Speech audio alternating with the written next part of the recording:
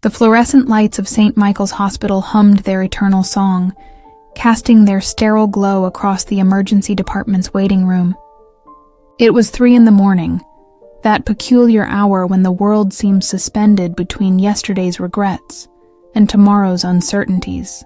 Sarah Mitchell stood at her post behind the triage desk, her posture impossibly straight, shoulders squared, chin level with the ground. Her navy blue scrubs were crisp despite the 16 hours she'd already worked, and her name badge caught the light as her chest rose and fell in measured breaths. She'd been standing like that for 7 minutes.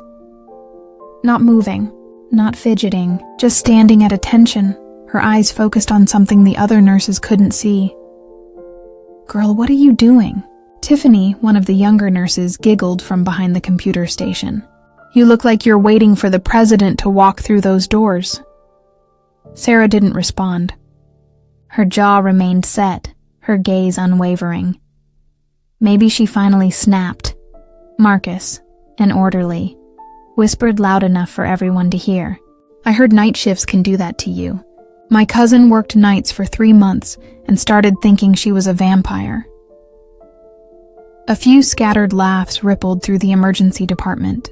The night had been slow, unusually so for a Friday, and the staff was punchy with exhaustion and boredom. Sarah had become their unexpected entertainment. "Seriously, though," Tiffany continued, walking closer to Sarah. "Are you okay? You've been standing like that forever. You're freaking me out." Sarah's lips barely moved. "I'm fine." "You don't look fine. You look like you're about to march into battle or something." Tiffany waved her hand in front of Sarah's face. "Hello, Earth to Sarah?" Dr. Chen, the attending physician, emerged from one of the exam rooms, his stethoscope draped around his neck like a tired snake. He'd been at the hospital for 20 hours straight, and it showed in the dark circles under his eyes and the slight shuffle in his step. He noticed the small crowd gathering around the triage desk and sighed. "What's going on here? We have patients to attend to." "Sarah's having some kind of episode," Marcus said, his tone carrying more amusement than concern. "She's been standing at attention for like 10 minutes now. Maybe she's practicing for a military funeral or something." Dr. Chen approached Sarah, his expression shifting from irritation to concern. "Nurse Mitchell, are you feeling all right? Do you need to take a break?" "No, sir," Sarah replied, her voice steady and clear. "I'm exactly where I need to be." The automatic doors whooshed open, and a burst of cold October air swept through the waiting room. An elderly man stumbled in, clutching his arm, his face contorted in pain. Behind him, his wife struggled to support his weight. "We need help," the woman cried out. "I think he's having a heart attack." The emergency department exploded into action. Tiffany grabbed a wheelchair. Marcus rushed to help support the man, and Dr. Chen began barking orders. But Sarah remained at attention, unmoved by the chaos erupting around her. "Sarah," Tiffany shouted. "A little help here?" Still, Sarah didn't move. "What the hell is wrong with you?" Marcus yelled, genuine anger replacing his earlier amusement. "There's a patient who needs help!" Dr. Chen shot Sarah a look of pure disbelief as he helped the elderly man onto a gurney. "Nurse Mitchell, I don't know what kind of protest this is, but you're suspended effective immediately. Go home. We'll discuss this later." Sarah's eyes flickered with something. Pain, perhaps, or resignation. But her stance never wavered. The other nurses exchanged bewildered glances, some shaking their heads in disapproval, others whispering about drug tests and psychological evaluations. As the elderly patient was rushed into the trauma bay, the emergency department settled back into its uncomfortable rhythm. Sarah remained at her post, standing at perfect attention, and the staff continued to cast confused and irritated glances in her direction. 20 minutes passed. Then 30. Sarah's legs must have been screaming, but she showed no sign of discomfort. Tiffany had taken over her duties at the triage desk, shooting Sarah judgmental looks every few minutes. "This is insane," Tiffany muttered to another nurse. She's literally just standing there while the rest of us are busting our asses. What kind of attention-seeking bullshit is this? Maybe she's having a mental breakdown, the other nurse replied. I heard she's been taking double shifts for months. That kind of stress can make you lose it. Well, she can lose it at home. Not here where we actually have work to do. The automatic doors opened again, and this time, a different energy entered the room. Dr. James Harrison walked through those doors like he owned the ground beneath his feet. At 67 years old, he carried himself with the bearing of a man who'd seen too much, but refused to be broken by it. His silver hair was cut in a military style, short and precise, and his white coat was buttoned with mathematical exactness. He was the hospital's most senior surgeon, a legend in the operating room, and a man who rarely smiled, but commanded absolute respect. He'd been called in for an emergency surgery, a teenage girl in a car accident who needed immediate intervention.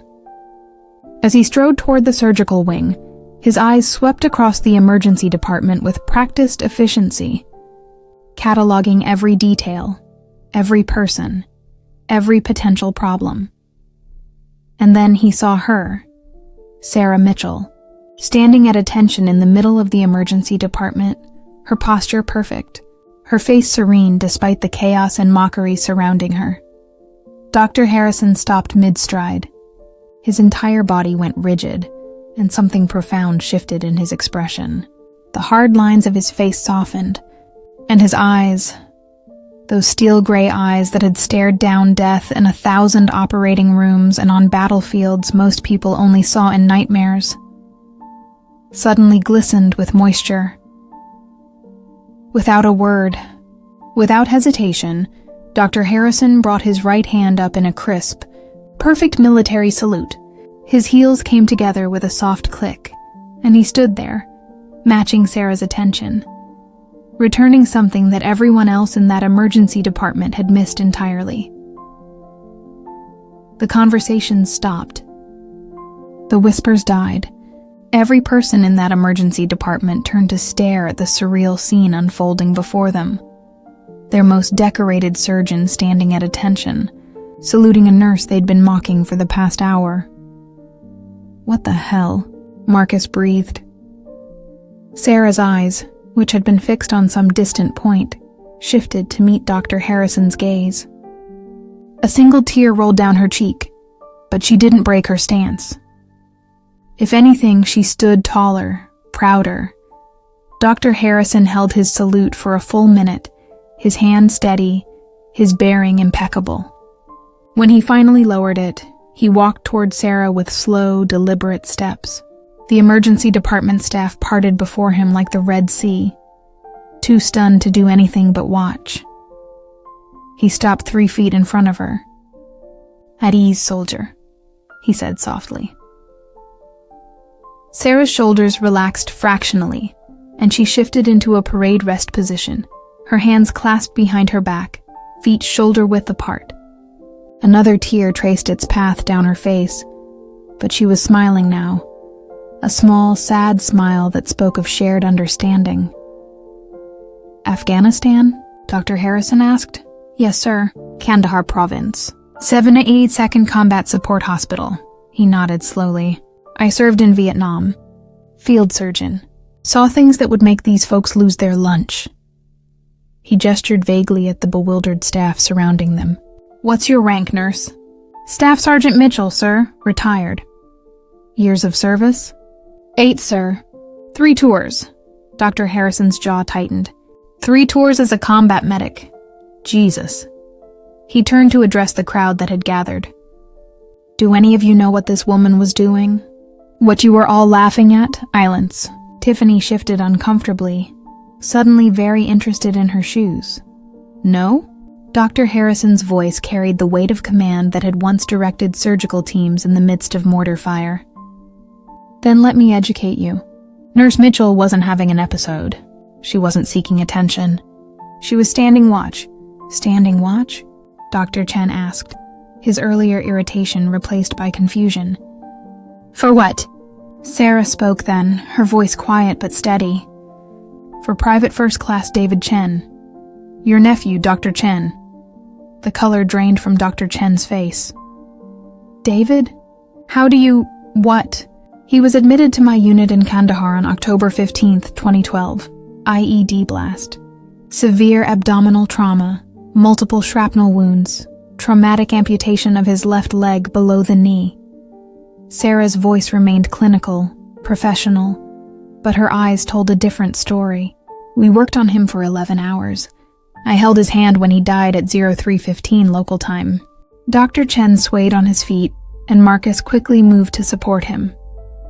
I didn't know you were there. I didn't know you." "October 15th, Sarah continued, her voice softer now. 13 years ago today, David made me promise something before he died. He asked me to remember him every year on this day, at the exact time of his death. He said he didn't want to die forgotten in some desert alone. So every year, on October 15th at 3:15 in the morning, I stand at attention for 1 hour. Wherever I am, whatever I'm doing, I stand watch, because I promised him he wouldn't be forgotten, because he deserved that much." The silence in the emergency department was absolute. Even the usual hospital sounds, the beeping monitors, the distant ambulance sirens, the hum of machines, seemed to fade into nothing. Dr. Harrison nodded, his own eyes bright with unshed tears. "Do you know what standing watch means?" He addressed the staff. "In the military, it's more than just standing guard. It's a sacred duty. It means keeping vigil over the fallen, ensuring they're not alone, that their sacrifice isn't forgotten. Nurse Mitchell has been standing watch for a fallen soldier for the past hour, honoring a promise she made 13 years ago, and you all mocked her for it." Tiffany's hand flew to her mouth. "Oh my God, I'm so sorry. I didn't know. I didn't understand." "Of course you didn't," Dr. Harrison said, his tone softer now. "How could you? You've never had to make those kinds of promises. You've never held someone's hand while they bled out on foreign soil. Never had to tell them comfortable lies about how they're going to be fine when you both know they're dying. You've never had to carry the weight of those deaths with you every single day for the rest of your life." He turned back to Sarah. "How many, Sergeant?" Sarah understood the question immediately. 63 confirmed KIA under my care, sir. Another 112 who died after being transferred to other facilities. I stood watch for every one of them at least once, but David was different. Why? Dr. Chen asked, his voice hoarse with grief and newfound understanding. Why was my nephew different? Sarah's composure finally cracked. Her shoulders shook, and more tears streamed down her face, but she kept talking. Because he was the same age as my little brother. Because he called out for his mother in the end, just like my brother would have. Because when he looked at me with those last moments of clarity before the morphine took him, he didn't ask about medals or honor or glory. He asked me to make sure his uncle knew he was brave. He asked me to tell you that he wasn't scared at the end, even though we both knew he was terrified. He asked me to lie for him, Dr. Chen, so you wouldn't have to carry the truth. Dr. Chen collapsed into a nearby chair, his face in his hands, his body racked with sobs. The nephew he'd lost 13 years ago had suddenly become real again. No longer just a flag in a memorial service, but a scared young man who'd died far from home, held by a stranger who'd become his last connection to the world. Marcus stepped forward, his earlier mockery replaced by deep shame. Nurse Mitchell, we had no right. I'm so sorry. Others echoed his apology, but Sarah seemed barely aware of them. Her eyes were distant again, lost in memories that none of them could access. Battlefields they'd never see, screams they'd never hear. Dr. Harrison placed a gentle hand on her shoulder. How much longer on your watch, Sergeant? Sarah glanced at the clock on the wall. 14 minutes, sir. Then let's finish it properly. Dr. Harrison straightened to attention once more, bringing his hand up in another perfect salute. For Private First Class David Chen and all the fallen warriors whose sacrifice we honor. What happened next would become hospital legend. One by one, every person in that emergency department Nurses, doctors, orderlies, janitors, even patients who could stand, rose to their feet. They might not have known how to stand at attention properly, might not have understood the full weight of what they were doing, but they stood. They stood in silence. They stood in respect. They stood in witness to a promise kept, a vigil maintained, a connection between two warriors that transcended time and understanding. Dr. Chen, still crying, stood with them. He looked at Sarah with an expression of profound gratitude, mixed with unbearable pain. What else did he say? Please, I need to know. His letters home were so brief, so careful. I never knew what he was really going through. Sarah's voice was barely a whisper. He talked about you all the time, sir. He said you were the smartest person he'd ever known, that you'd saved countless lives, and he wanted to make you proud. He said joining the army was his way of serving like you served, just in a different uniform. He wanted to prove he could be brave like his uncle. Brave? Dr. Chen's laugh was bitter. I spent the war in medical school on a deferment. I never saw combat. I was never brave. You save lives every day, Sarah replied firmly. David understood that. He told me about the time you operated on a child for 14 straight hours, refused to give up even when everyone else said it was hopeless. He said that was the bravest thing he'd ever heard of, choosing to fight death every single day, knowing you'd eventually lose but fighting anyway. Dr. Harrison nodded in agreement. She's right, Chen. There are different kinds of battlefields, different kinds of courage. The kid understood that. The minutes ticked by in profound silence. The emergency department, usually a place of controlled chaos, had become a chapel, a memorial, a sacred space carved out of an ordinary hospital night. Sarah stood at her post, and the others stood with her, united in a moment of shared humanity that transcended their usual roles and hierarchies. When the clock struck 4:15, Sarah took a deep breath and relaxed her stance. She wiped her tears away with the back of her hand and nodded to Dr. Harrison. Watch is complete, sir. Well done, Sergeant. Dismissed. Dr. Harrison lowered his salute and extended his hand. Sarah shook it, and something passed between them, an understanding that only those who'd served could fully comprehend. The spell broke. The emergency department slowly returned to life, but nothing was quite the same. Tiffany approached Sarah hesitantly. I feel terrible about earlier. Is there anything I can do? Sarah managed a tired smile. You already did. You stood watch with me at the end. That means something. Dr. Chen walked over, his face still wet with tears. I received David's effects after he died. His letters, his medals, his personal items, but I never knew about his last moments. I never knew someone held his hand. I never knew someone made him a promise and kept it for 13 years. Thank you. God, thank you so much. He was a good kid, Sarah said simply. He deserved to be remembered. Will you... Dr. Chen hesitated, then continued. Will you have coffee with me sometime? I want to know more about him. I want to hear everything you remember. Please. Sarah nodded. I'd like that. Dr. Harrison cleared his throat. As touching as this is, I have a surgery to perform. But Nurse Mitchell, when you come back on shift, and you will come back, Chen, we're canceling that suspension. I want you to stop by my office. There's something I'd like to discuss with you. Over the following weeks, Sarah Mitchell became something of a legend at St. Michael's Hospital. The story of her vigil spread through the hospital grapevine, growing and changing with each retelling. But the core truth remained constant. She was a veteran who honored her promises, a nurse who understood sacrifice in ways most people never would. Dr. Chen made good on his coffee invitation. They met at a small cafe near the hospital, and Sarah spent 3 hours telling him everything she remembered about David's final days. She told him about David's sense of humor, how he'd made jokes even after losing his leg, how he'd comforted other wounded soldiers even as his own life bled away. She told him about David's courage, his kindness, his homesickness, his hopes for the future he'd never see. Dr. Chen wept openly in that cafe, but he also laughed. He learned that his nephew had been more than a casualty report, more than a flag-draped coffin.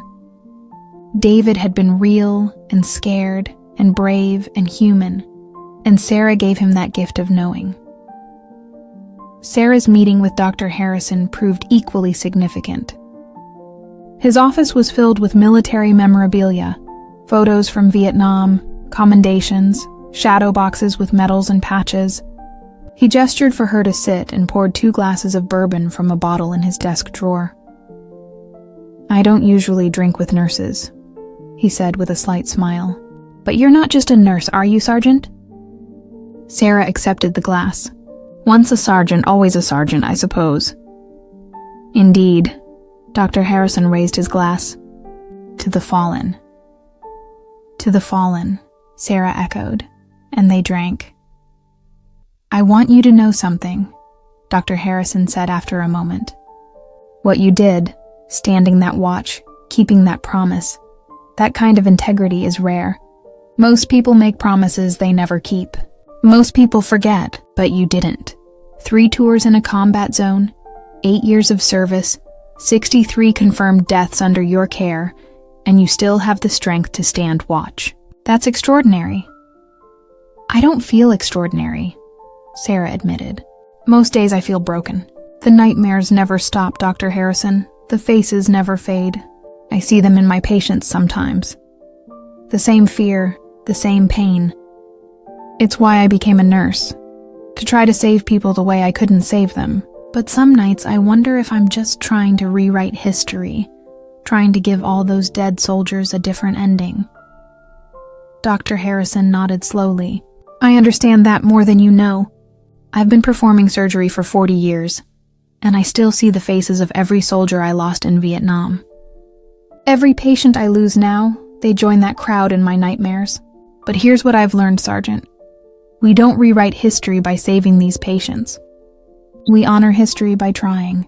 Every life we save is a tribute to those we couldn't save. Every promise we keep is a defiance of the death that took them." "Is that why you saluted me?" Sarah asked. "Because you understood the promise? I saluted you because you were standing watch, and it's a warrior's duty to acknowledge another warrior's vigil. But more than that, I saluted you because in that moment, I saw every combat medic, every field surgeon, every soldier who ever stood guard over the fallen. You embodied something sacred, and these civilians..." He gestured vaguely at the hospital beyond his office. "They couldn't see it because they've never lived it. They don't understand that some promises are written in blood and carried in the soul." Sarah felt tears threatening again. "Did the nightmares ever stop?" "No," Dr. Harrison said honestly. "But they become bearable. You learn to carry them. You find purpose in the carrying."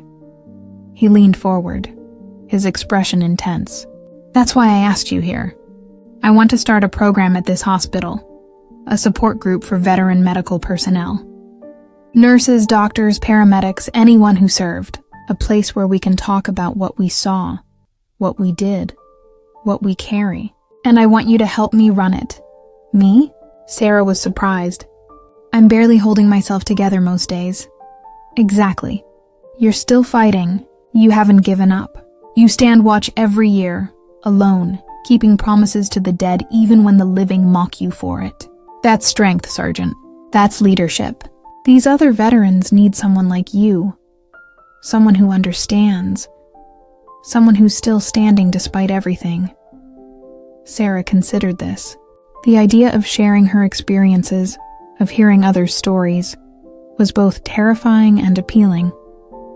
She'd been carrying her burden alone for so long, never talking about Afghanistan, never seeking help because she believed she didn't deserve it. Maybe Dr. Harrison was right. Maybe there was strength in shared pain, healing in collective memory. "Okay," she said finally. "I'll help you, but I have a condition." "Name it."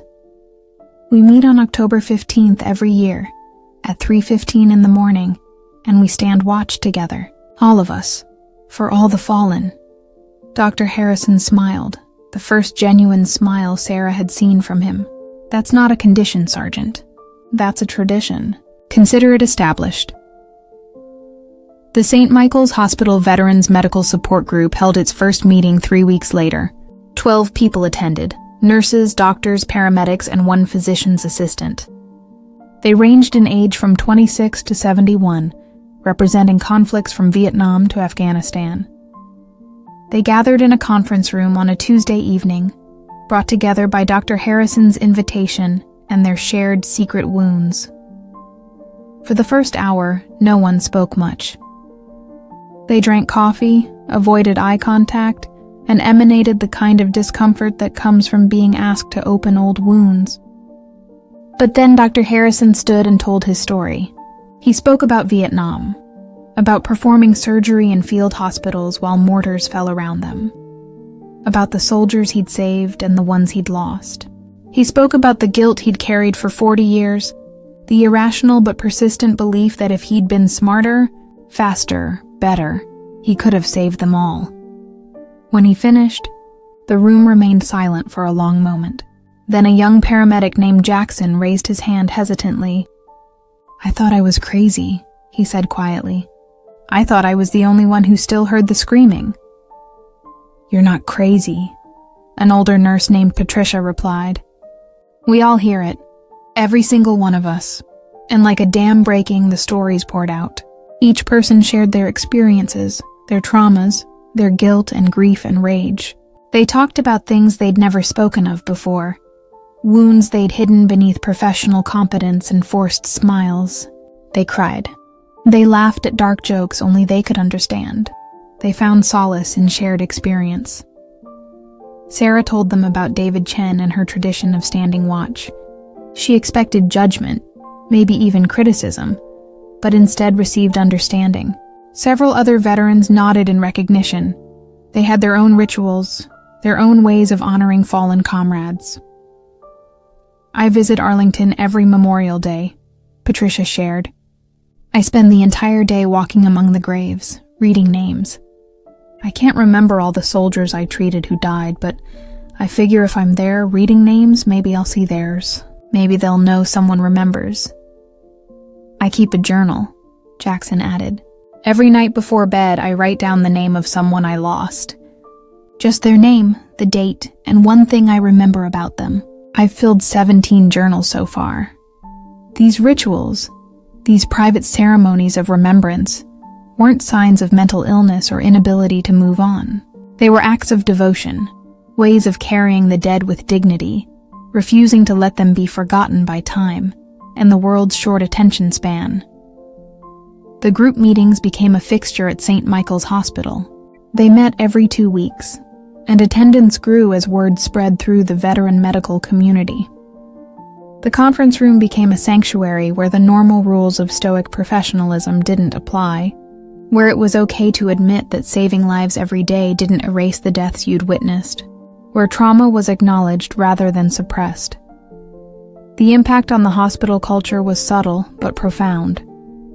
The non-veteran staff became more aware of what their veteran colleagues carried. When they saw a 1,000-yard stare or a flinch at a loud noise, they understood it wasn't weakness, but rather the cost of service. Respect replaced mockery.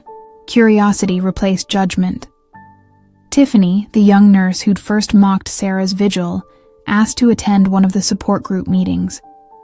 "I'm not a veteran," she explained nervously, "but I want to understand. I want to be a better colleague, a better person." "What happened that night with Nurse Mitchell? I've never been so ashamed of myself. I don't want to be ignorant anymore." Dr. Harrison and Sarah exchanged glances. Then Sarah nodded. "You can attend as an observer," Sarah said. "You can listen. But this is a safe space for veterans. So unless you're invited to speak, you remain silent. Understand?" "Yes, absolutely." "Thank you." Other non-veteran staff followed Tiffany's example. They attended meetings, listened to stories, and gained understanding. Some brought family members, children, spouses, parents, who'd never fully understood their veteran loved ones' struggles. The support group became a bridge between military and civilian worlds, fostering empathy and connection. October 15th of the following year arrived with an early winter storm. Snow fell heavily over the city, and the temperature dropped well below freezing. As 3:15 in the morning approached, Sarah wondered if anyone would show up. The support group had talked about standing watch together, but that was before they knew it would mean standing in a blizzard.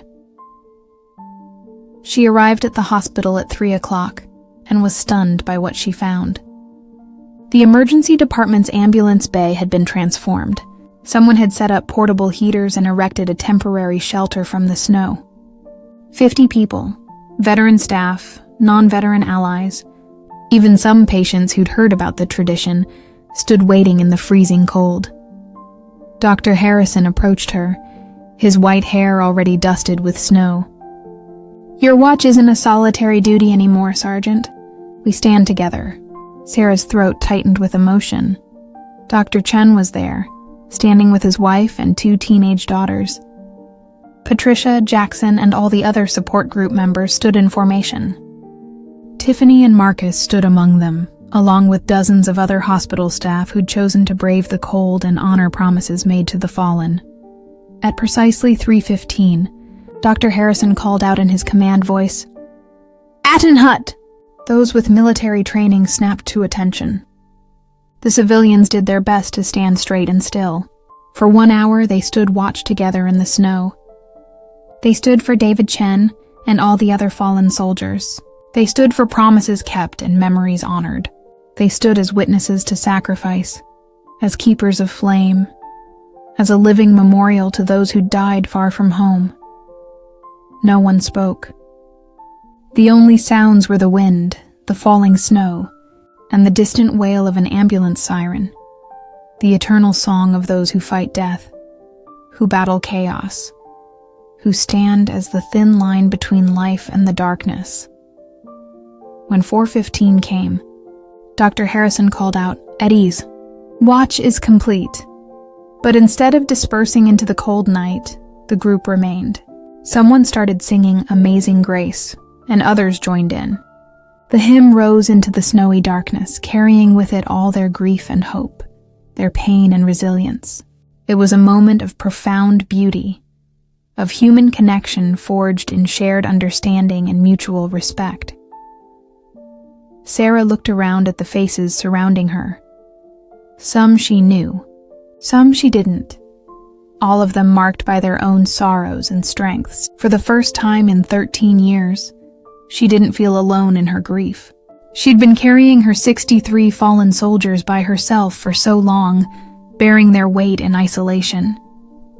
But now she understood what Dr. Harrison had been trying to teach her. Shared burdens are lighter. Shared memories are stronger. Shared vigils are sacred. After the song ended and the crowd began to disperse, Dr. Chen approached Sarah. "My daughters wanted to meet you," he said, gesturing to the 2 teenage girls at his side. "This is Rebecca and Emily. Girls, this is Staff Sergeant Sarah Mitchell, the nurse who held your cousin David's hand when he died." Rebecca, the older daughter, stepped forward shyly. "Thank you for remembering him. Dad talks about David all the time, but it's different now. He tells us David's stories, the real ones, not just the sanitized family legend. It's like we got to know him, even though we never met him." Emily added, "We named our dog David. Is that weird? We wanted something living to carry his name." Sarah smiled through her tears. "That's not weird at all. That's beautiful. Your cousin would have loved that." Dr. Chen put his arms around his daughters. "Sarah gave me back my nephew," he said. "Not the way I wanted. I'd give anything to have him alive. But she gave me the truth of him. She gave me his last words, his last thoughts, his last moments of being David and not just a casualty statistic. That's a gift I can never repay." "You don't need to repay it," Sarah said. "Just remember him. Tell his stories. Let your daughters name their dog after him. Keep him alive in your family's memory. That's all he wanted. That's all any of them wanted." As the group finally began to disperse, heading back into the warm hospital or out to their cars and homes, Dr. Harrison pulled Sarah aside one last time. "You did something important here, Sergeant. You stood watch alone for 13 years because you made a promise, but now you've taught all of us the value of that promise. You've created something bigger than yourself. That's leadership. That's legacy." "I just kept a promise to a dying kid," Sarah protested. "No," Dr. Harrison corrected gently. "You showed us all what integrity looks like. You demonstrated that some things are worth preserving even when the world has moved on.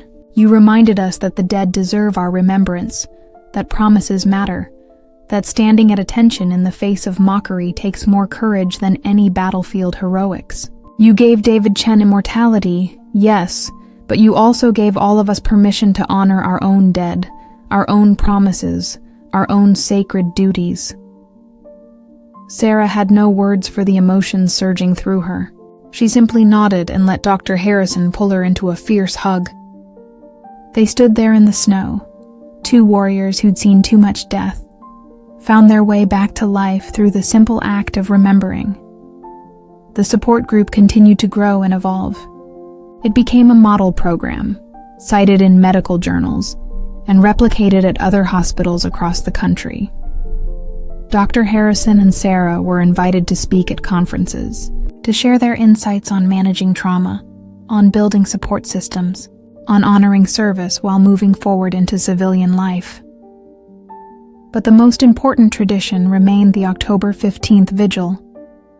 Every year, regardless of weather or circumstances, the group stood watch. Some years, 50 people attended.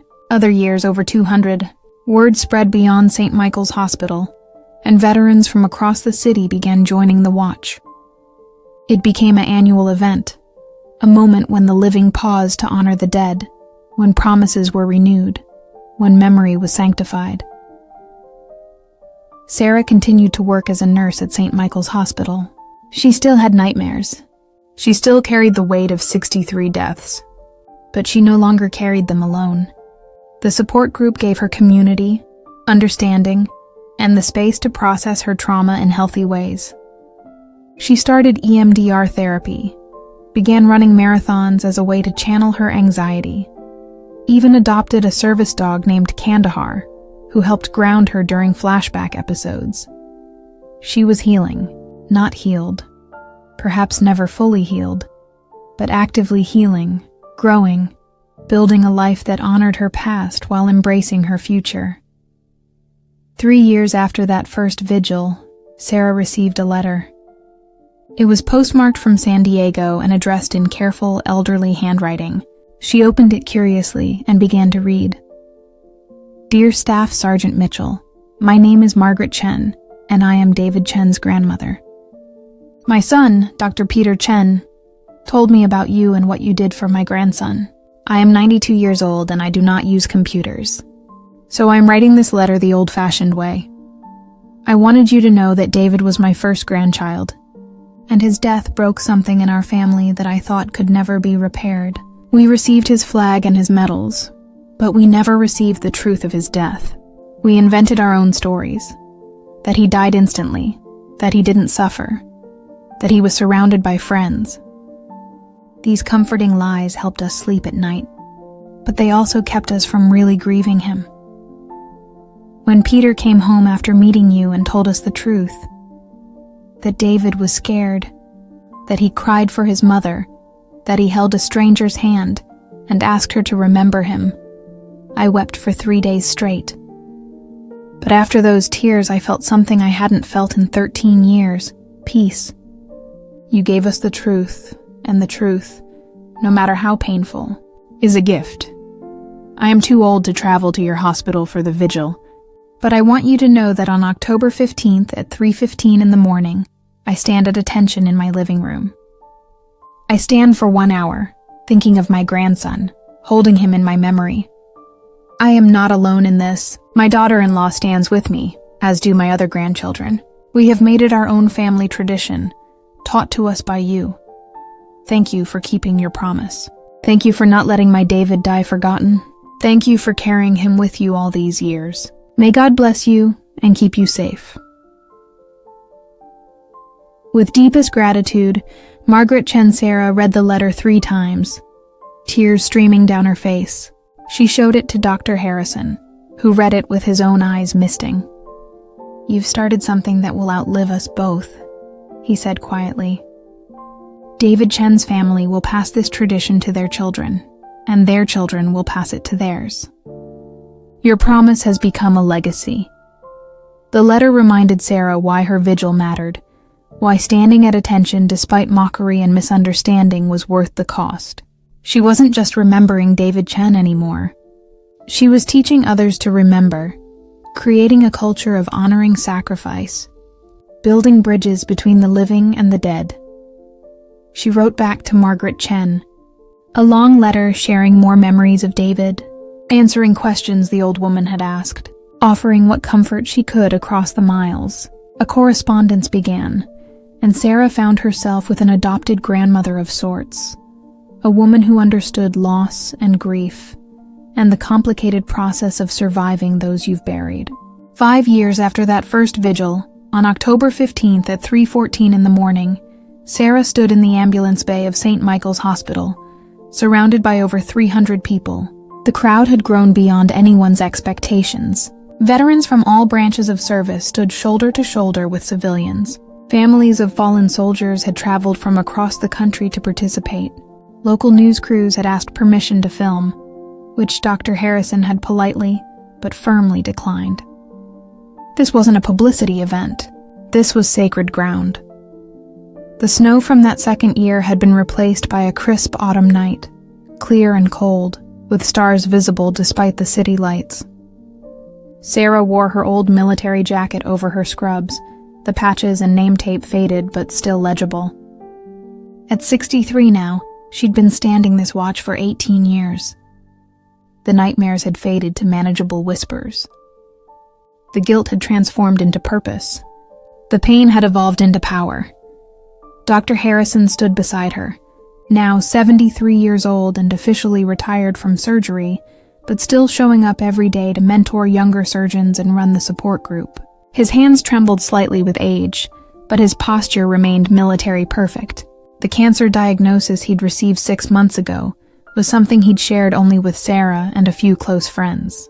He'd refused treatment, saying he'd lived a full life and was ready to join his fallen comrades when his time came. "This might be my last vigil," he'd told Sarah privately the week before. "The doctors give me maybe 3 more months, but I'm glad I got to see this through. I'm glad we built something lasting." Sarah had argued with him about the treatment refusal, but Dr. Harrison was stubborn. "I've spent 50 years fighting death," he'd said with a slight smile. "Maybe it's time I stopped fighting and just accepted the invitation. Besides, I'll finally get to stand watch on the other side. Make sure all those soldiers we lost are properly remembered in whatever comes next." Now, as 3:15 approached, Sarah felt the weight of his impending absence. Dr. Harrison had become her mentor, her friend, her fellow warrior in the ongoing battle against forgetting. The support group would continue without him, but it wouldn't be the same. Dr. Chen stood nearby with his family, now including a son-in-law and 2 small grandchildren. Margaret Chen had passed away the previous year at 97, but she'd attended the vigil twice, flying from San Diego despite her age. Sarah had stood beside her, holding the old woman's hand as they both remembered David. Margaret had whispered, "He would be so proud of you," before the hour of silence began, and Sarah had carried those words like a talisman ever since. Tiffany was there too, now the nursing supervisor for the emergency department. She'd grown from a thoughtless young nurse into a compassionate leader, partly because of what she'd witnessed and learned through the support group. She brought new staff to the vigils, teaching them about respect and remembrance, making sure no one ever again mocked what they didn't understand. Marcus stood in formation, his posture imperfect but his intention pure. He'd become one of the support group's most dedicated members, attending every meeting and bringing home-cooked meals for gatherings. He'd lost a cousin in Iraq 3 years ago, and had finally found a place to process that grief. But the most surprising attendees were standing at the back of the crowd. A group of 20 soldiers in dress uniforms had driven up from Fort Bragg, having heard about the vigil through military channels. Their commanding officer, a colonel named Stevens, had requested permission to participate. When Dr. Harrison had asked why they wanted to attend, Stevens had replied simply, "Because promises kept deserve to be witnessed by those who understand the weight of promises." At 3:14 and 45 seconds, Dr. Harrison stepped forward. His voice, though weakened by illness, still carried authority. "We gather here as we do every year to honor the fallen, to keep promises made in the worst of circumstances, to stand watch over those who can no longer stand." Staff Sergeant Sarah Mitchell began this tradition 18 years ago, standing alone in this very spot, mocked by those who didn't understand. But she stood anyway, because a promise is a promise, because honor demands no less, because some things are more important than comfort or convenience, or what others think. He paused, gathering strength. Tonight we stand with her. We stand for Private First Class David Chen and all the brothers and sisters in arms who gave their last full measure of devotion. We stand as a testament that they are not forgotten, that their sacrifice continues to matter, that their memory is preserved not in cold marble, but in living hearts. Sarah felt tears sliding down her face. After all these years, after all these vigils, the emotion still hit her with full force. She thought of David Chen, just 19 years old, bleeding out on her table while calling for his mother. She thought of the other 62 soldiers she'd lost, their faces still clear in her memory despite the passage of time. She thought of the hundreds more who died after being transferred, their fates unknown to her, but their faces still haunting her dreams. And she thought of all the people standing here tonight, each carrying their own dead, their own promises, their own sacred burdens. This crowd represented thousands of lives lost, thousands of promises kept, thousands of moments when someone chose to remember rather than forget. Aten Hut. Dr. Harrison called out at precisely 3:15. 300 people snapped to attention as best they could. The soldiers from Fort Bragg executed perfect military bearing. The veterans among the hospital staff drew on old training. The civilians stood straight and still, their attempt at attention made meaningful by its sincerity, and for 1 hour, they stood watch. The city continued around them. Cars passed on nearby streets. Ambulances brought patients to the emergency entrance on the other side of the building. The hospital hummed with its endless cycle of life and death, healing and suffering.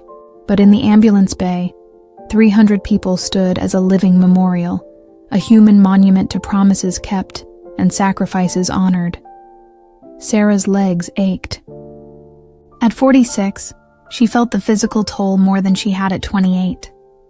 But the pain was nothing compared to what David Chen had endured, what all her fallen soldiers had endured. She could stand for 1 hour. She could keep this promise. She would keep this promise until the day she died, and she trusted that others would carry it forward after she was gone. 30 minutes into the vigil, something unexpected happened. A young man in civilian clothes approached the edge of the gathered crowd. He was in his mid-20s, walking with a pronounced limp, his left leg clearly a prosthetic. He stopped at the periphery, uncertain, his face a mask of conflicting emotions. One of the soldiers from Fort Bragg noticed him and quietly broke formation, walking over to the young man. They spoke in whispers, too low for Sarah to hear. Then the soldier escorted the young man into the formation, positioning him near Sarah. When the hour ended and Dr. Harrison called out, "At ease," the young man turned to Sarah with tears streaming down his face. "You don't remember me, do you?" Sarah studied his face, searching her memory. There was something familiar in his eyes, in the set of his jaw, but she couldn't place him. "I'm sorry," she said gently. "I treated so many soldiers. Sometimes the faces blur together." "Specialist Marcus Thompson," he said. Kandahar Province, October 17th, 2012. 2 days after David Chen died. I was the IED blast survivor you worked on for 9 hours. You saved my leg. Well, most of it anyway. You held my hand when I woke up and was freaking out about the damage. You told me I was going to be okay, that I was strong enough to survive this, that losing part of my leg didn't mean I'd lost my future. Sarah's hand flew to her mouth. Marcus? Oh my God, Marcus Thompson. You were so young, just 18. You kept asking if you'd ever run again. And you told me about Paralympic athletes, about blade runners, about how limitation was just an opportunity for creativity. Marcus smiled through his tears. You were right. I ran my first marathon last year, qualified for the Paralympics in track and field. I'm getting married next month. I have a job I love, a life I never thought I'd have. And it's because you fought for me. Because you didn't give up. Because you made me believe I could survive. Sarah pulled him into a fierce hug. You're one of the ones who made it. You're one of the ones who got to go home. Because of you, Marcus insisted. You and nurses like you. I heard about this vigil through the veteran network and I had to come. I had to stand watch with you. To honor the ones who didn't make it. To honor the promises you kept. David Chen died 2 days before I was wounded. In some way, we're connected through you, through that terrible week, through the fact that you fought just as hard for both of us, even though only one of us survived. Dr. Harrison approached, his face alight with joy despite his obvious exhaustion. This is what it's all about, he said to Sarah. This is why we stand watch. Not just for the dead, but for the living. For the ones like Marcus who carry forward, who build lives from the wreckage, who prove that the fight was worth it. The crowd began to disperse slowly. People coming up to Sarah and Dr. Harrison to express gratitude or share their own stories. Colonel Stevens approached with his contingent of soldiers. Staff Sergeant Mitchell, Dr. Harrison, he said formally.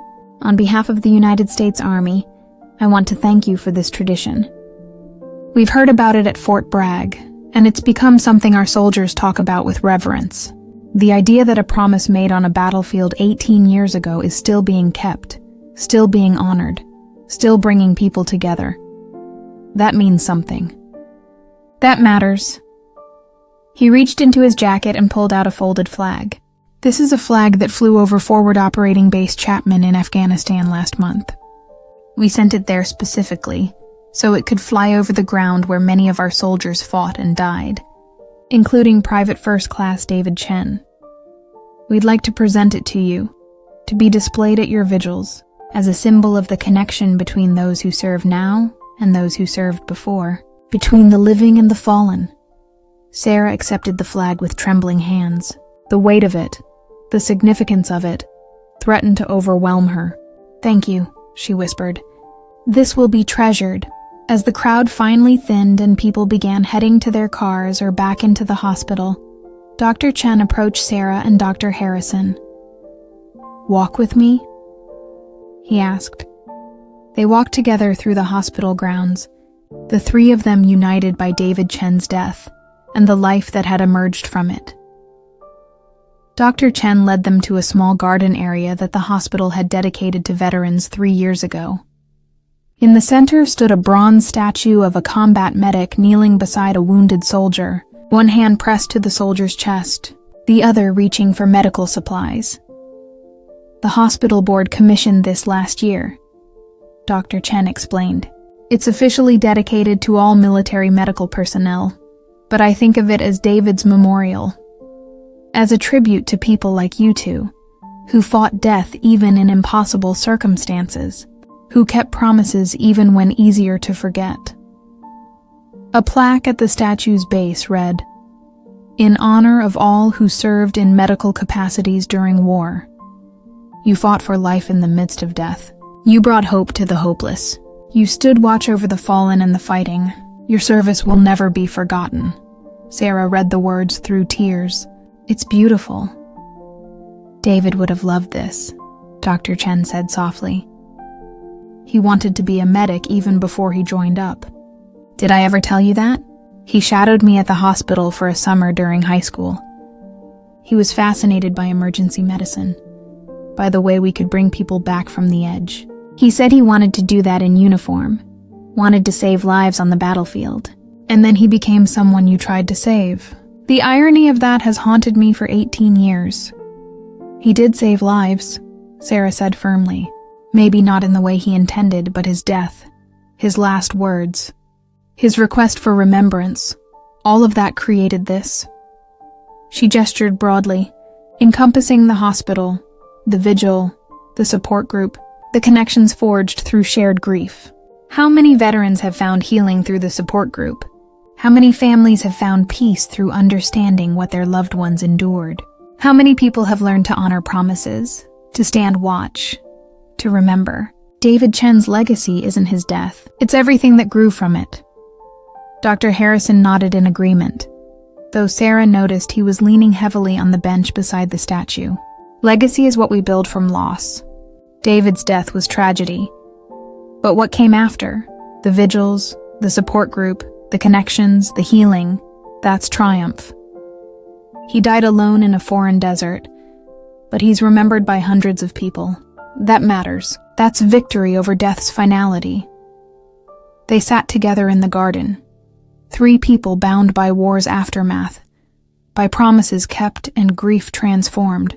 The sun began to rise, painting the sky in shades of pink and gold. The October chill gave way to the warmth of dawn.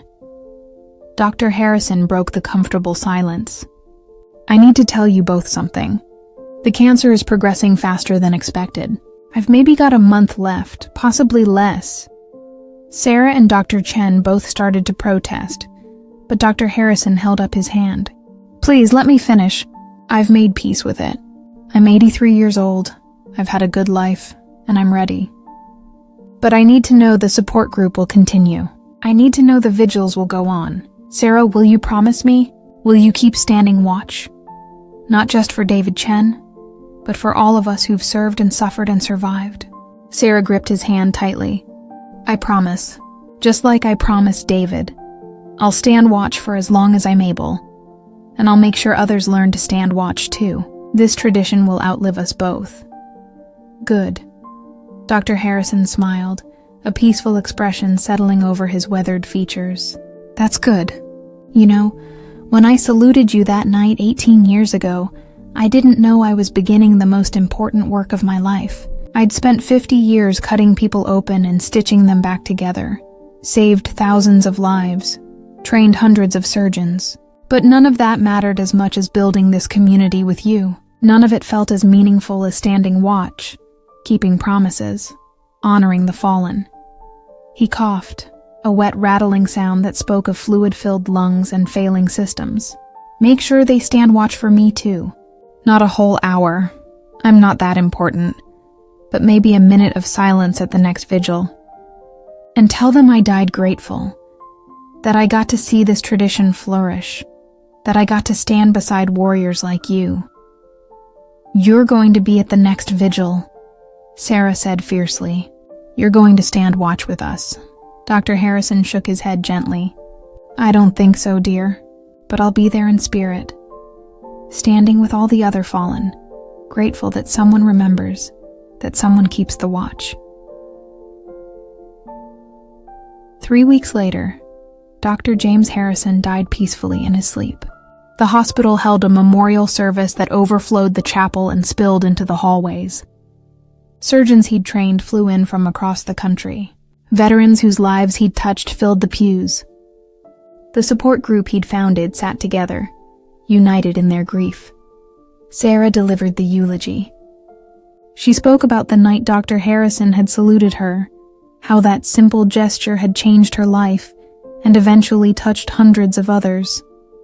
She spoke about his wisdom, his compassion, his unwavering commitment to honoring the fallen while fighting for the living. She spoke about legacy and promises and the sacred duty of remembrance. Dr. Harrison once told me that legacy is what we build from loss, Sarah said, her voice strong despite her tears. He built an extraordinary legacy.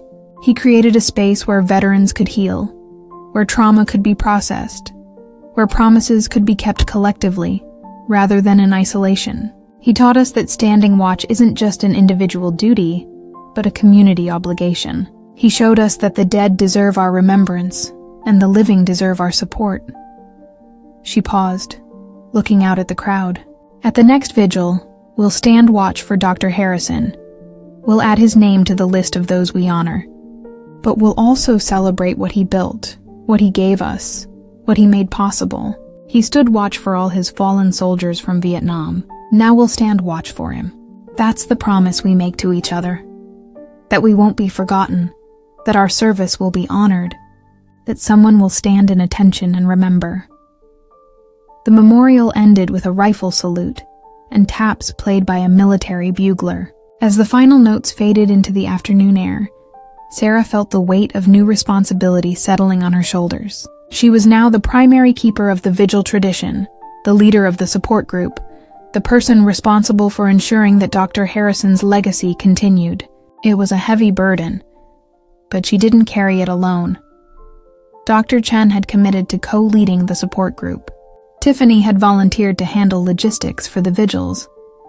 Marcus Thompson had offered to help with outreach to the veteran community. The organization Dr. Harrison had built was strong enough to survive its founder's death, diverse enough to adapt and grow. The October following Dr. Harrison's death brought the largest vigil yet. Over 500 people stood in the ambulance bay, now officially renamed the Harrison Memorial Plaza. The hospital board had installed permanent lighting and a memorial wall where names of fallen soldiers could be inscribed. David Chen's name was first on that wall, followed by Dr. Harrison's, followed by hundreds of others.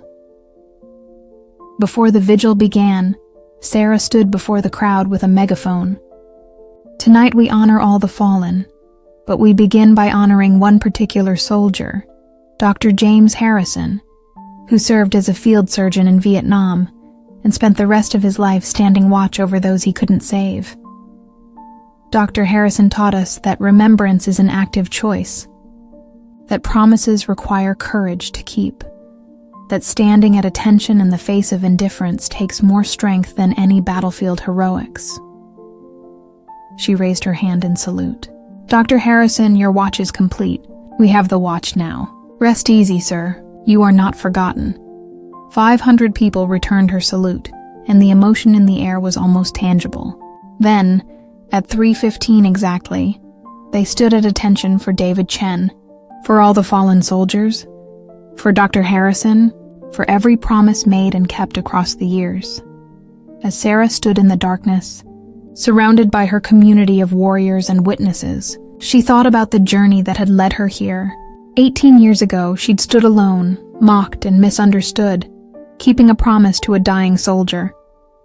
Now she stood with hundreds, part of a tradition that had grown beyond anything she'd imagined, touching lives in ways she'd never anticipated. David Chen's death had been a tragedy. Dr. Harrison's death was a loss. But from those deaths had grown something beautiful and enduring. A community of remembrance, a tradition of honor, a living memorial that adapted and expanded while maintaining its core promise. That the fallen would not be forgotten, that those who stood watch would not stand alone. The promises made in blood would be kept in life. The hour passed in sacred silence. When 4:15 came and Sarah called out, "At ease," the crowd didn't immediately disperse.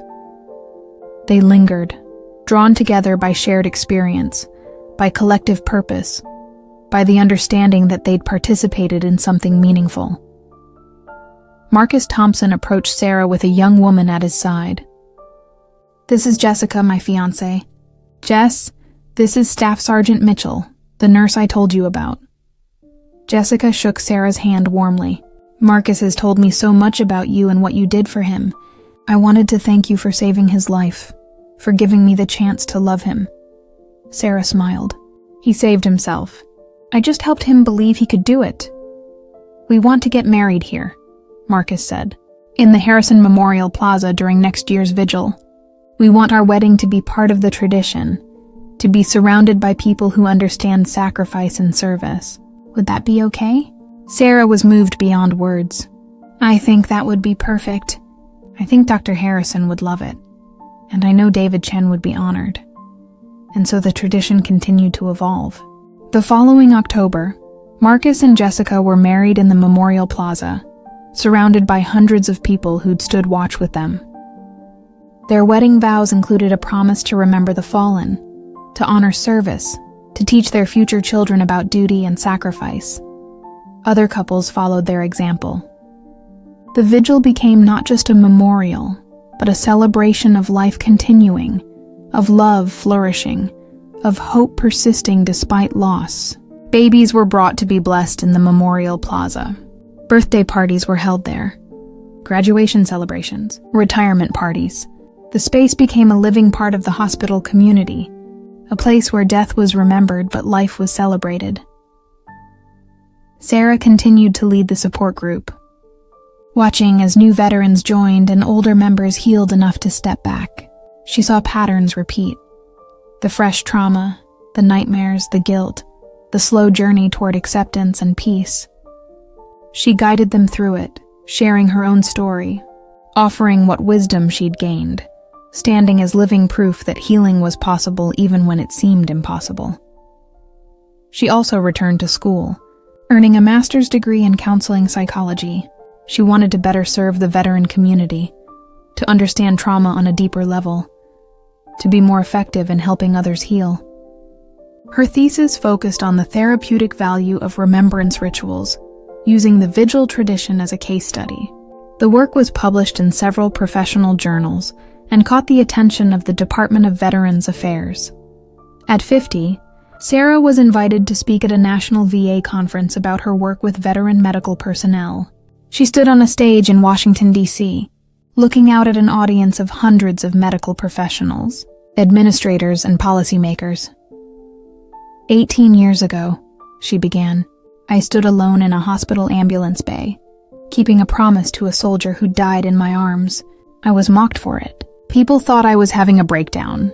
They couldn't understand why I would stand at attention for an hour in the middle of a night shift, refusing to move, refusing to explain. She paused, letting the audience absorb this. But one person understood. Dr. James Harrison, a Vietnam veteran and surgeon, saw what others couldn't see.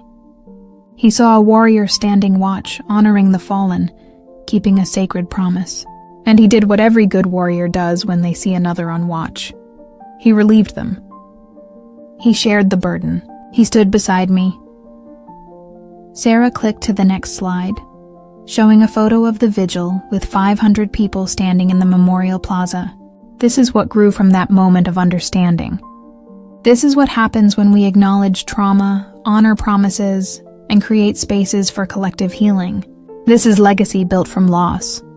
She spoke for an hour, detailing the support group's structure, the vigil tradition's evolution, the measurable outcomes in terms of reduced PTSD symptoms, lower suicide rates among participants, improved workplace satisfaction, and better overall mental health.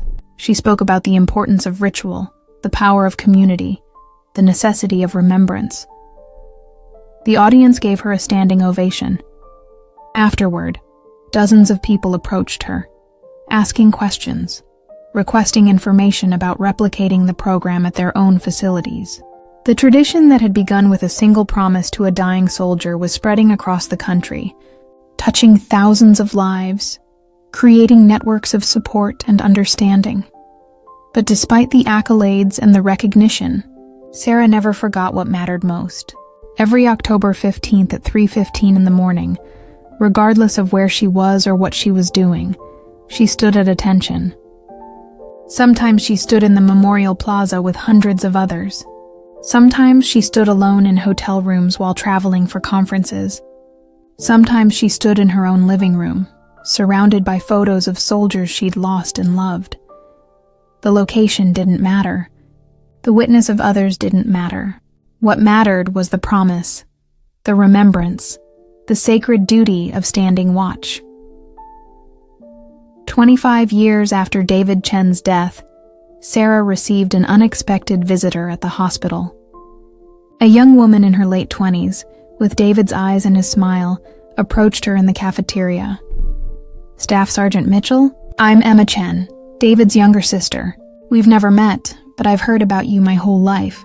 My uncle talks about you constantly, and my grandmother wrote me letters about you before she died." Sarah stood, her heart racing. "Emma, David talked about you. He said you were going to be a doctor like your uncle, that you were the smart one in the family." Emma laughed, a sound so similar to David's that Sarah's eyes filled with tears. "I'm in my surgical residency, actually, at Johns Hopkins.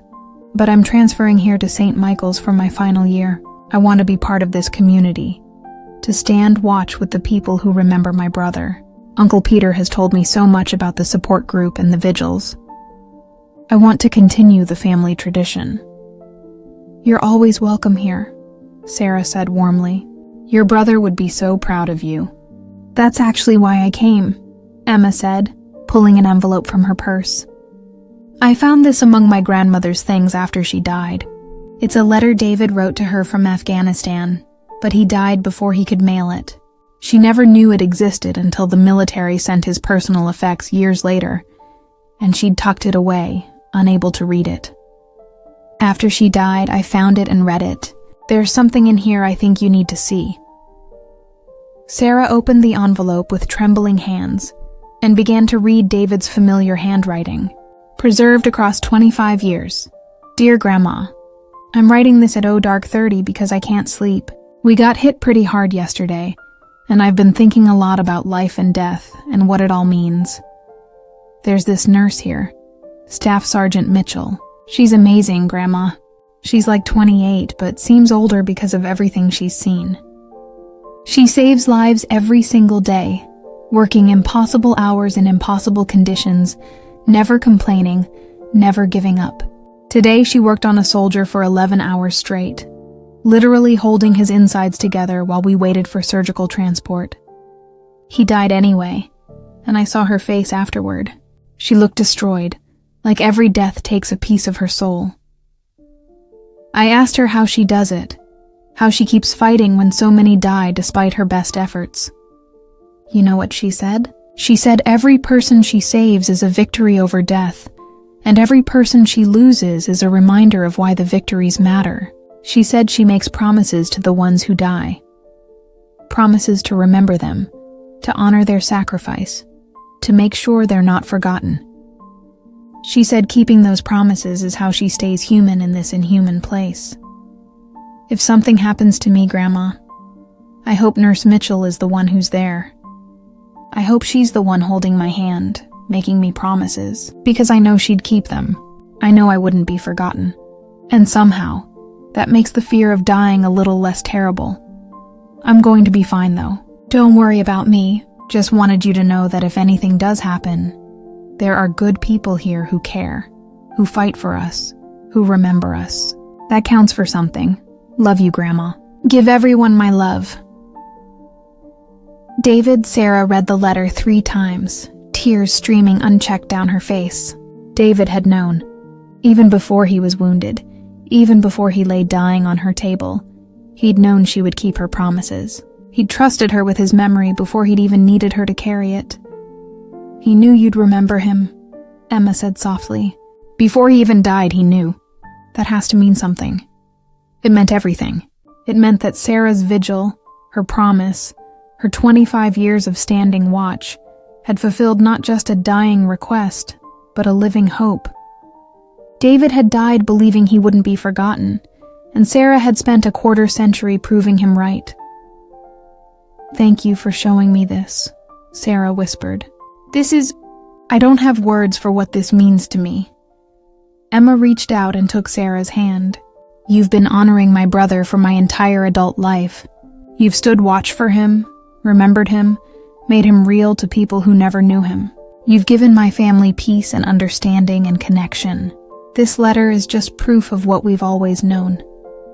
That you were exactly the person David needed. Exactly the person he trusted. Exactly the person who could keep the promise." That October, as Sarah stood at attention in the Memorial Plaza with over 700 people, she held David Chen's letter folded in her pocket. Emma Chen stood beside her, continuing her family's tradition. Dr. Chen was there with his grandchildren, teaching them about honor and remembrance. Marcus Thompson stood with his wife and their 2 young children. Tiffany had brought her teenage daughter, passing the tradition to the next generation. The memorial wall now held over 1,000 names. The support group had expanded to 3 separate meeting times to accommodate all the participants. The vigil tradition had spread to 17 other hospitals across the country, each standing watch on October 15th, each honoring their own fallen while connecting to this larger community of remembrance. And in the center of it all stood Sarah Mitchell, 53 years old, no longer broken by war but strengthened by the healing she'd found through keeping her promises. She'd carried David Chen and 62 other soldiers for 25 years, and that weight had shaped her into someone strong enough to help others carry their burdens. As she stood at attention, feeling the presence of hundreds standing with her, she thought about the strange and beautiful journey that had begun with mockery and misunderstanding. She thought about Dr. Harrison's salute, that moment of recognition that had changed everything. She thought about all the people who'd found healing through the support group, all the families who'd found peace through understanding, all the traditions that had grown from a single promise kept. And she thought about the future. Emma Chen would continue the watch after Sarah was gone. Marcus Thompson's children would learn the tradition. Tiffany's daughter would pass it to her own children someday. The promise would outlive them all, carried forward by generation after generation, a living memorial that honored the fallen while celebrating the resilience of those who survived. When 4:15 came and the watch was complete, Sarah called out "at ease" for the 25th time. The crowd relaxed but didn't disperse immediately. They lingered, as they always did, reluctant to leave the sacred space they'd created together. Emma approached Sarah with tears in her eyes. "Uncle Peter wants to speak. He has something important to say." Dr. Chen stepped forward, his hair completely white now, his movement slower but his spirit undiminished. He addressed the crowd, his voice carrying in the quiet night air. 25 years ago, my nephew died in Afghanistan. For 13 years, I carried that loss in isolation, creating comfortable lies about his death, because I couldn't bear the truth. Then Staff Sergeant Sarah Mitchell stood watch for him, and people mocked her for it. They called her crazy. They said she was having a breakdown. They couldn't see what she was doing, couldn't understand the sacred nature of her vigil. He paused, gathering his emotions. But one person understood. Dr. James Harrison saw a warrior standing watch, and he honored that. His salute that night didn't just acknowledge Sarah's promise. It started a movement. It created this. He gestured at the crowd, at the Memorial Plaza, at everything they'd built together. "Tonight I want to announce something. My family has established the David Chen Memorial Foundation, dedicated to supporting veteran medical personnel and expanding the vigil tradition.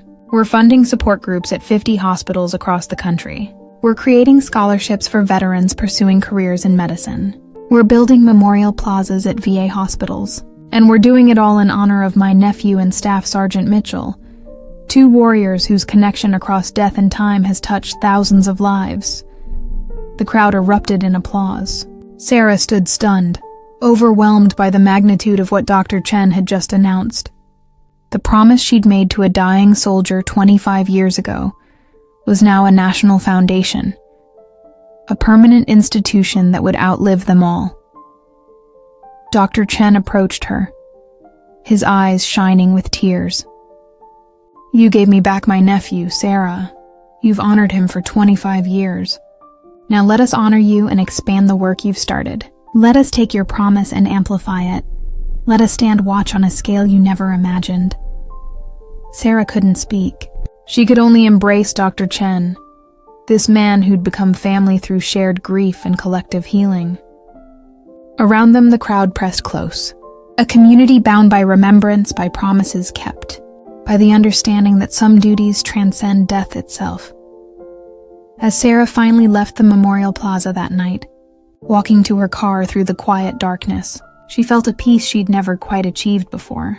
For 25 years, she'd carried her fallen soldiers alone, even after the vigils began, even after the community formed.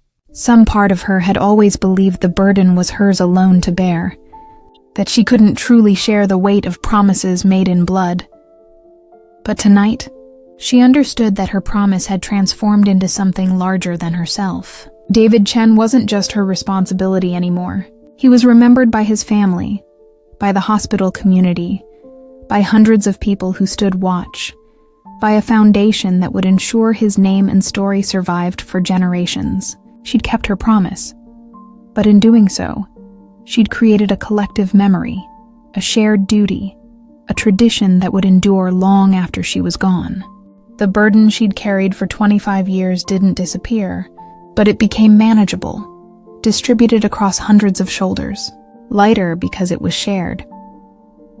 She drove home through the empty pre-dawn streets, past the coffee shops just opening and the bars just closing, past the ordinary people living ordinary lives who would never know about the promises kept in hospital ambulance bays or the vigils held for the fallen. And that was okay.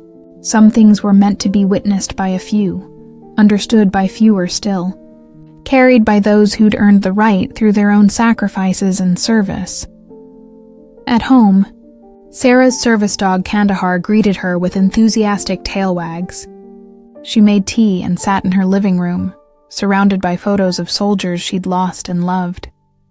David Chen's photo held pride of place, but 62 others surrounded it, faces frozen in time, forever young, forever remembered.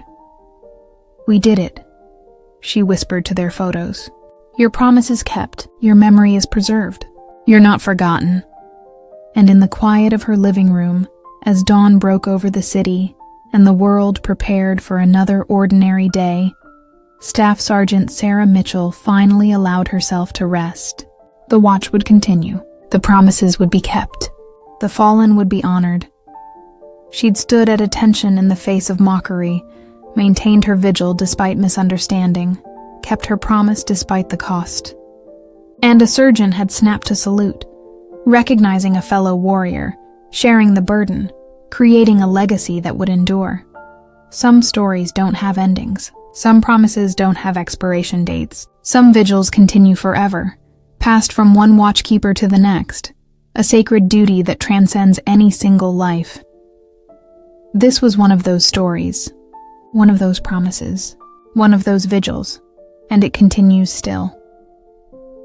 If this story moved you, if you've ever made a promise worth keeping or stood watch over something sacred, please take a moment to share your thoughts in the comments below. These stories of service, sacrifice, and remembrance need to be told and retold, passed from one generation to the next. Every comment, every share, every moment you spend reflecting on these themes.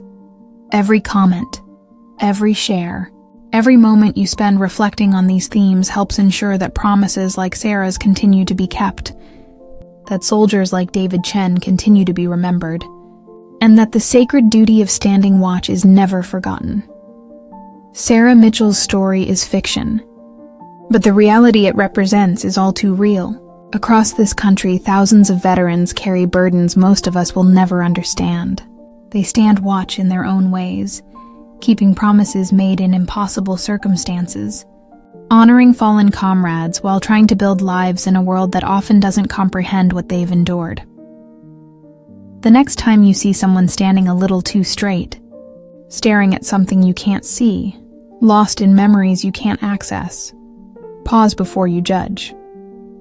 Consider that they might be standing watch, keeping a promise, honoring the fallen in the only way they know how.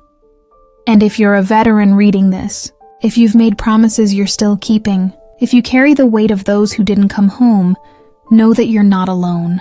There are communities like the one at St. Michael's Hospital, spaces where your service is understood, where your burdens can be shared, where standing watch is recognized as the sacred duty it truly is. 25 years after that first vigil, Sarah Mitchell continues to stand watch. She's now in her 60s, still working as a nurse, still leading the support group, still honoring the promises she made decades ago in a desert halfway around the world. Her hair has gone gray, her body moves slower, but her stance remains perfect, her commitment unwavering, her promise unbroken. On quiet nights, when the hospital is calm and the world seems at peace, she sometimes stands alone in the Harrison Memorial Plaza, looking at the wall of names that continues to grow. David Chen's name is still first, still honored, still remembered. Dr. Harrison's name is beside it, along with hundreds of others whose sacrifice deserves recognition, whose memory demands preservation. And Sarah knows that long after she's gone, long after her own name is added to that wall, someone will stand watch. The tradition will continue. The promises will be kept. The fallen will not be forgotten, because that's what warriors do. They stand watch. They keep promises. They honor the fallen while fighting for the living. They create legacies that transcend their own lives, building bridges between the dead and the living, between the past and the future, between sacrifice and hope.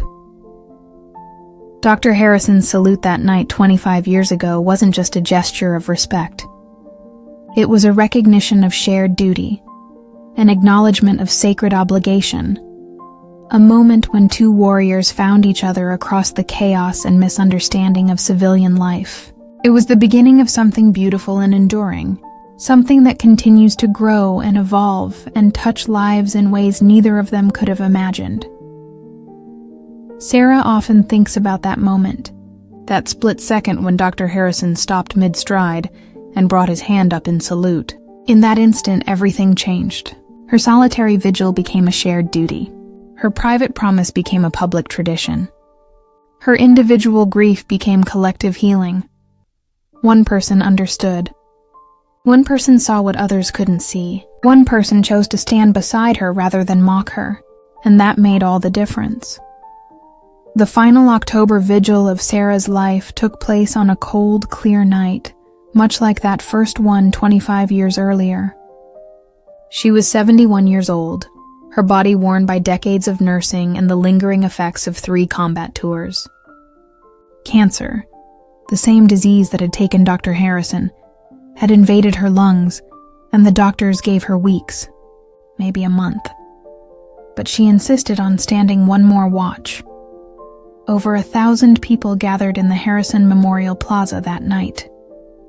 Emma Chen stood beside her, now an accomplished surgeon in her own right, ready to assume leadership of the tradition. Marcus Thompson was there with his teenage children, teaching them about honor and promises. Dr. Peter Chen, now in his 80s, stood with his great-grandchildren. And hundreds of others, veterans, families, hospital staff, civilians who'd been touched by the tradition, filled every available space. As 3:15 approached, Emma tried to convince Sarah to sit for the vigil. "You've earned the right to rest," she said gently. "No one expects you to stand for a full hour," but Sarah shook her head stubbornly. "I made a promise. I stand watch. That's how it's done." Emma understood. Some promises can only be kept one way. Some traditions allow no shortcuts. Some vigils demand everything from those who keep them. At exactly 3:15, Emma called out, "Atten Hut," in a voice that would have made Dr. Harrison proud. The 1,000 people snapped to attention as best they could, and Sarah Mitchell stood among them, her posture perfect despite the pain, her gaze focused on something the others still couldn't quite see. She thought of David Chen, forever 19, forever brave, forever remembered. She thought of the 62 other soldiers she'd lost, their faces clear in her memory after all these years. She thought of Dr. Harrison, of his wisdom and strength, of the legacy he'd helped her build. She thought of all the veterans who'd found healing through the support group, all the families who'd found peace through understanding, all the promises kept and honored across 25 years. And she thought about the future, about Emma and Marcus, and the countless others who would carry the tradition forward after she was gone. The promise would continue. The watch would be maintained. The fallen would not be forgotten. 30 minutes into the vigil, Sarah's legs began to shake. Her breathing became labored. Emma noticed and moved closer, ready to catch her if she fell. But Sarah remained upright, drawing on reserves of strength she shouldn't have possessed, sustained by willpower and promise, and the sacred duty of standing watch. 45 minutes. Sarah's vision blurred, and she felt her consciousness starting to slip.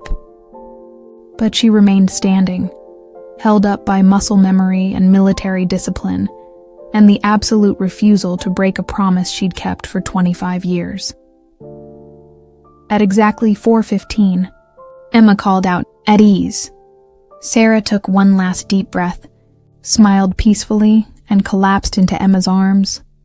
The crowd gasped. Medical personnel rushed forward, but Sarah waved them away with surprising strength. "I'm fine," she whispered to Emma. "I kept my promise. The watch is complete." Emma helped her to a bench, and the crowd pressed close, concern evident on every face. But Sarah was smiling, truly smiling for the first time in years. She'd done it. She'd stood her final watch. She'd kept her promise one last time. "Your turn now," she told Emma, her voice weak but clear. "You have the watch. Keep the promise. Stand for those who can't stand. Remember those who can't be forgotten. Honor the fallen. Support the living. That's the duty. That's the tradition. Pass it forward." Emma nodded, tears streaming down her face. "I promise. We promise. The watch will continue." Sarah looked around at the 1,000 people surrounding her. Young and old, military and civilian, family and friends and strangers united by shared understanding and collective purpose. This was her legacy. This was what had grown from a single promise made to a dying soldier in a desert far away. "David," she whispered, speaking to the young soldier she'd held 25 years ago and every day since. "I kept my promise. You're not forgotten. None of you are forgotten. The watch continues. Rest easy, soldier. We have it from here." And in that moment, Sarah Mitchell felt something she hadn't felt since before Afghanistan, before the war, before the nightmares and the guilt and the weight of 63 deaths. She felt peace. True, complete, soul-deep peace. She'd kept her promise. She'd stood her watch. She'd done her duty. The burden she'd carried for 25 years lifted, transferred to the 1,000 shoulders surrounding her, distributed among the community she'd built. She could finally rest. Sarah Mitchell died 3 days later, surrounded by the people she'd come to think of as family. Emma Chen held one hand. Dr. Peter Chen held the other. Tiffany was there, and Marcus, and dozens of others whose lives she'd touched. She died peacefully, without pain, without fear, knowing that her promises would outlive her, that her vigil would continue, that her legacy was secure. At her funeral, over 2,000 people attended. The procession stretched for miles. Veterans from all branches of service lined the streets in dress uniform, standing at attention as her flag-draped coffin passed. Taps echoed across the cemetery, played by the same military bugler who'd performed at Dr. Harrison's funeral. Emma Chen delivered the eulogy, her voice strong despite her grief. Staff Sergeant Sarah Mitchell kept a promise for 25 years. She stood watch when others mocked her. She maintained her vigil when others misunderstood.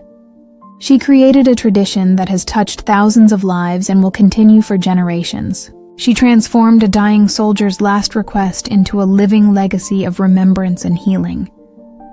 Emma paused, looking out at the massive crowd. Sarah once told me that legacy is what we build from loss. She built an extraordinary legacy. The support group, the vigils, the memorial plaza, the foundation. But more than that, she taught us how to honor the fallen while fighting for the living. She showed us that promises matter, that remembrance is sacred, that standing watch is a duty that transcends individual lives. She raised her hand in salute. "Staff Sergeant Mitchell, your watch is complete. We have the watch now. Rest easy. You are not forgotten." 2,000 hands raised in salute. 2,000 voices echoed, "You are not forgotten." Sarah Mitchell was buried in the Veterans Cemetery, her grave marked with military honors. Her headstone read simply, Staff Sergeant Sarah Mitchell. She kept her promise, but her true memorial wasn't stone or bronze. It was the tradition she'd started, the community she'd built, the lives she'd touched. Every October 15th at 3:15 in the morning, thousands of people across the country stand at attention, keeping Sarah's promise, honoring David Chen and all the fallen, maintaining the watch. The Harrison Memorial Plaza at St. Michael's Hospital remains the tradition's heart. Sarah's name was added to the memorial wall, placed beside David Chen's and Dr. Harrison's. The support group continues, now led by Emma Chen and Marcus Thompson. The vigil grows larger each year, drawing veterans and civilians alike, creating connection and healing through shared remembrance. Emma Chen, standing in the plaza 10 years after Sarah's death, addresses a crowd of 3,000 people. "We stand here tonight because 25 years ago, one nurse refused to let a soldier be forgotten. Because one surgeon recognized a warrior's vigil. Because two people understood that promises matter, that remembrance is sacred. That standing watch is a duty worth keeping even when others don't understand." She pauses, looking at the wall of names that now holds over 5,000 entries. Sarah Mitchell could never have imagined this. When she stood alone in this spot 35 years ago, mocked and misunderstood, she was simply keeping a promise.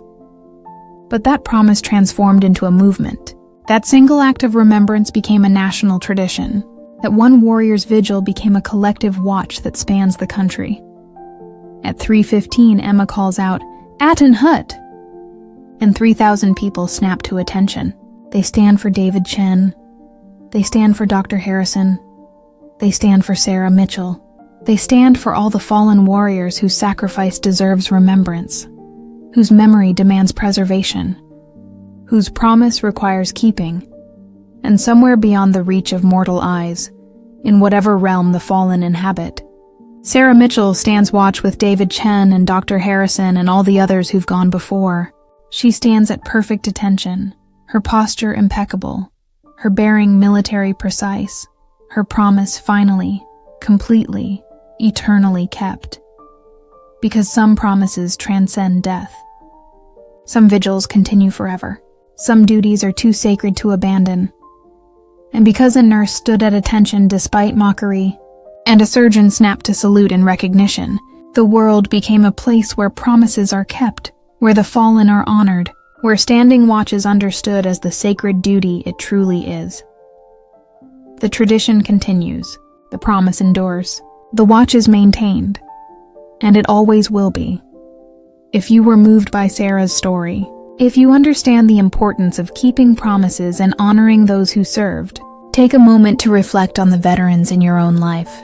Consider the burdens they carry, the promises they keep, the vigils they maintain in ways you might not see. Reach out to them, thank them, stand with them. Because every warrior deserves someone who understands, someone who recognizes their watch, someone willing to share the burden of remembrance. Share your thoughts below about service, sacrifice, and the power of keeping promises. Let's build a community that honors those who stood watch for us, that remembers those who gave everything, that maintains the sacred tradition of never letting the fallen be forgotten. Your words matter. Your remembrance counts. Your willingness to stand watch, in whatever form that takes, makes a difference.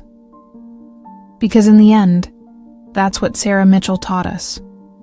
One person keeping one promise can change the world. One moment of recognition can start a movement. One salute can honor a warrior and build a legacy that outlives us all. Stand watch. Keep promises. Remember the fallen. Honor the living. That's the tradition. That's the duty. That's the legacy we all inherit and must pass forward.